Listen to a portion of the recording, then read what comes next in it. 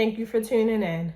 So in this video, I'll share information as a special education teacher about IEP assessments, IEP reports, and what to expect during an IEP meeting. So IEP assessments are administered to students. IEP assessments are administered to students prior to their IEP meeting so that you can gauge where a student is currently performing academically. And IEP assessments for the IEP report are administered on an annual basis. So you're looking at where did my student perform around this time last year and how much progress or growth have they made. And then the areas that you're assessing them in is based on their IEP goals. So when I'm performing educational assessments on my students, I'm looking at reading comprehension, reading fluency, math problem solving, math calculation, written language mechanics, and written language expression goals, or whatever your students' IEP goals are. You're looking at what their goals were from, as an example, November 2023. And then if it's around October to November of 2024, you're looking at, have they met their goal that they had set for them in November of 2023? Have they met their goal with 80% accuracy, if that was a part of the goal? Have they made X amount of months of progress toward that goal? Or have they not made any progress and did they regress? So within their IEP report, you're listing their demographic information, their current level of performance and how their performance is affected by their disability, such as how they're performing in the classroom, academically, how they're behaving with regards to being disciplined and how they respond. And you're laying out how their disability affects them academically and behaviorally. And then you're listing assessment data to show this is where the student currently performs in math or reading. So we use STAR testing at my school. So within our IEP reports, we have charts that list STAR math and up to 5 scores that a student has been tested on for STAR math on different occasions. So I usually list information as far back as a year for STAR testing, and then information for STAR testing from maybe 5 to 6 months prior to their IEP meeting, and then information for STAR testing up to 2 months and 1 month before testing. So basically, the block will say STAR testing assessment for reading. The student's current level of performance with STAR testing for reading might be at the early first grade level. And then the student made 1 year of growth with STAR testing for reading. And then beneath that, there's a chart, and I have 5 dates listed, and I'll include the student's STAR score for those 5 respective dates, just to show some potential trends in data, and so that the family members or whoever is reading the report has information to compare with looking at how the student is performing. And then I'll have the most recent STAR test that the student tested on. And then from there, you're listing out the student's goals. And for each category, you're detailing what grade level the student is currently at, the grade level that they need their instructional reading at, and what grade level it will be beneficial for them to receive materials instruction at based on their performance. And then within the report, you're also listing how the student is currently performing related to reading comprehension, as an example. And then you're listing classroom supports that you're putting in place to guide the student with regards to reading.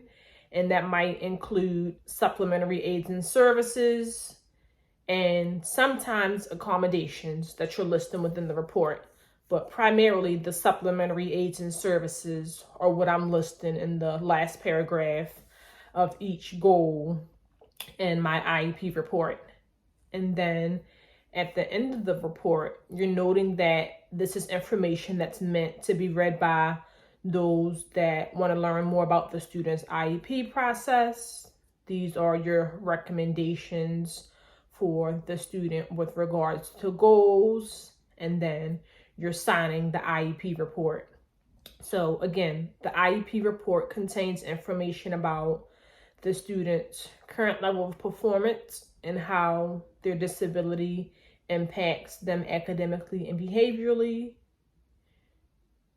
testing assessment results from prior assessments on that subject, including the most recent assessment on that subject, and then information about how the student is working toward their goals. So where they currently perform with regards to their goals and what grade level that they're at, and how they've worked to meet their goal, where they've met their goal. So time frame wise, have they met their goal with, 20% accuracy versus 80% accuracy?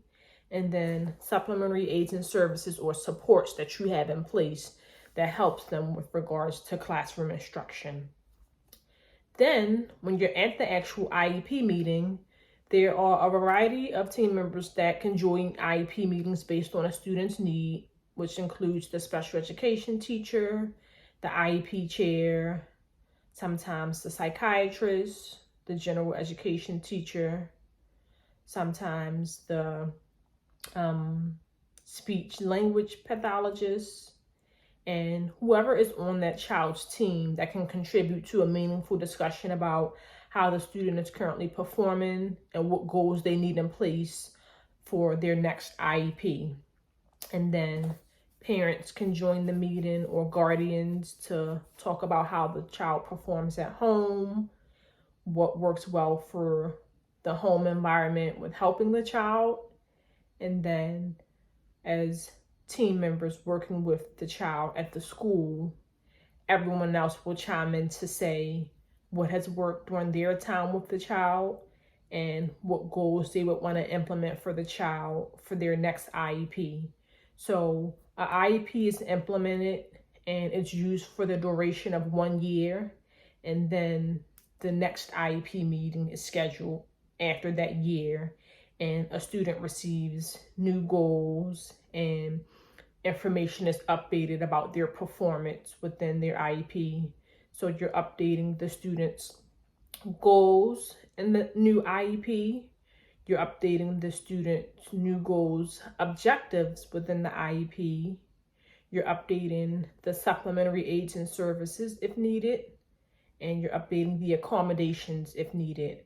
So within the system that you're updating the IEP, these are various tabs where you can click and put in updated information. And then again, the updated information that you put in each respective tab will be information that is a guide for how the student's IEP process should be followed for 1 year. And then a new meeting is held the year prior.